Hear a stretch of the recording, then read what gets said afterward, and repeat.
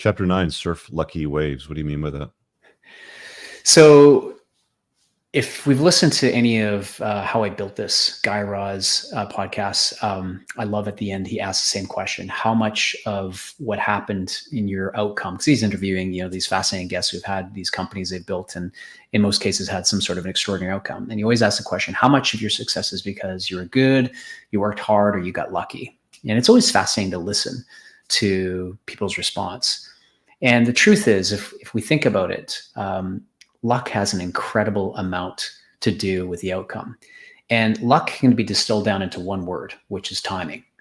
The right idea at the right time, executed on. And so I talk about that, surfing is such an amazing sport. I'm currently in my place in Florida.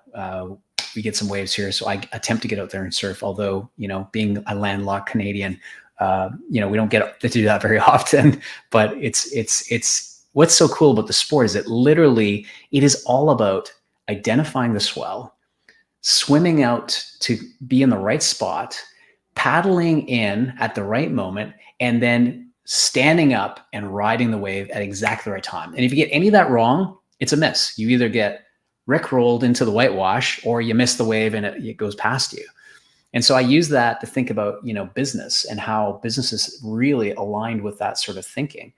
And in general, I say, any startup, there's kind of 4 critical elements that's required to take something that's a startup and become something that's scalable and ultimately sustainable.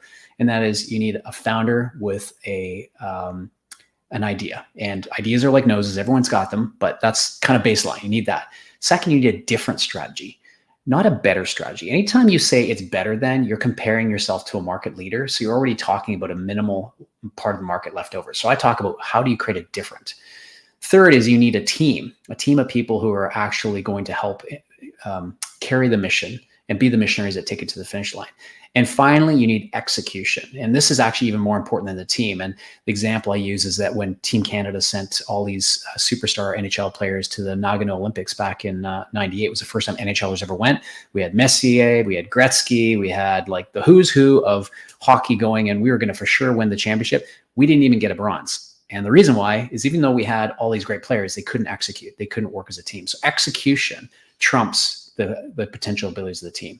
So those are the 4 elements that are required. But above all of that, you need luck, meaning the right idea at the right time. And you know what? The right idea at the wrong time is still the wrong idea.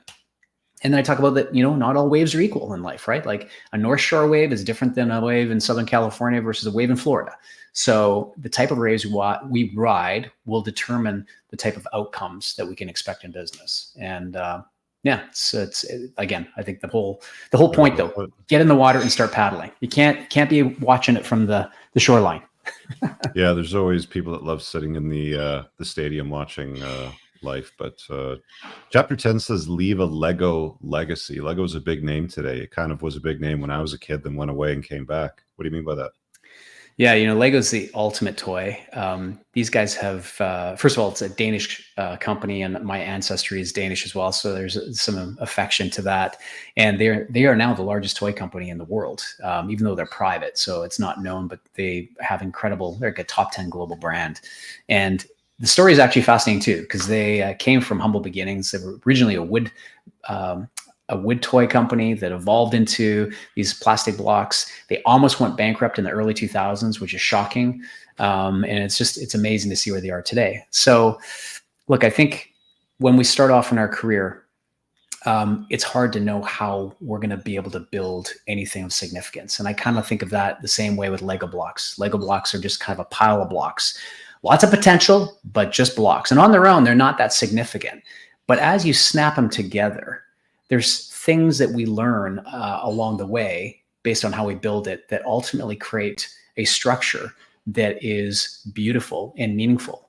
And if you've created Lego structures, which it sounds like you have, you also recognize that once you've created a structure that's pretty cool, that stands independent, that's pretty cool on its own. But ultimately, when you create a landscape with a bunch of structures, that is awesome. So it's the idea of going from dependence to independence to interdependence and building a life that actually is creating more impact around other people.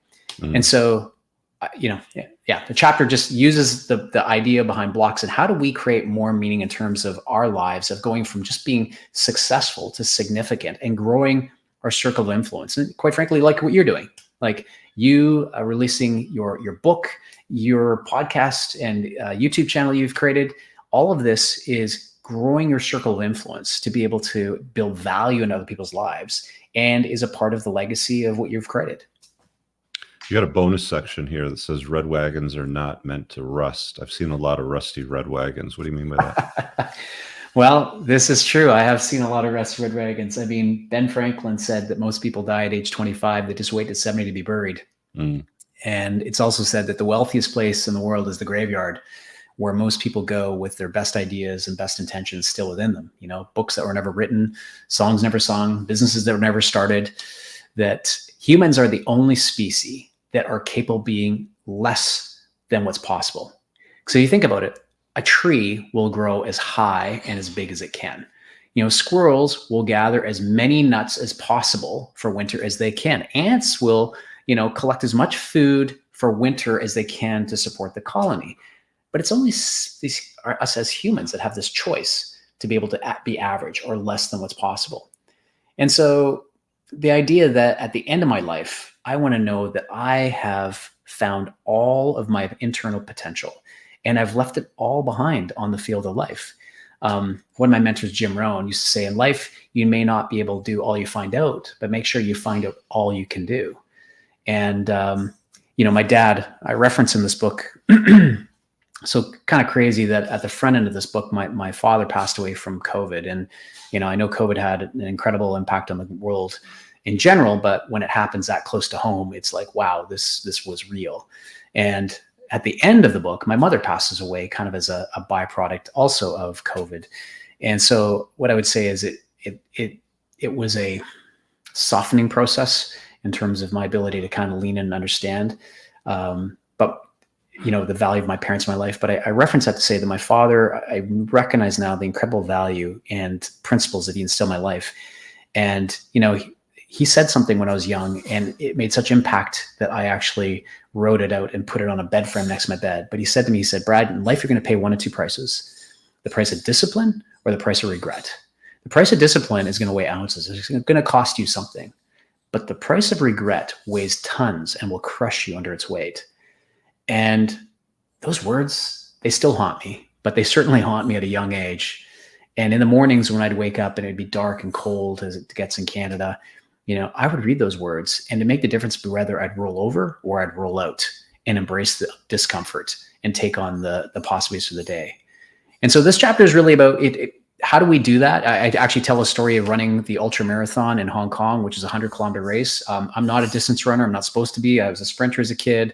You know, I'm kind of built like you, Richard, and it makes it harder for guys like us to go and run long distances, unless you're David Goggins, I guess. But it's like it all came down to the curiosity of, was it possible? Did I have it within me to do this race, which actually was a legacy race from the Gurkhas, who are the original badasses from World War II. I really hope you guys enjoyed that clip. If you want to watch the full-length podcast, you can find that over here, that clip's from. If you're newer to the channel, make sure you hit subscribe over here and pin down below in the top comment. You'll find a bunch of useful links to my website, my supplement line, books, and a bunch of other stuff. Have an amazing day. Peace out.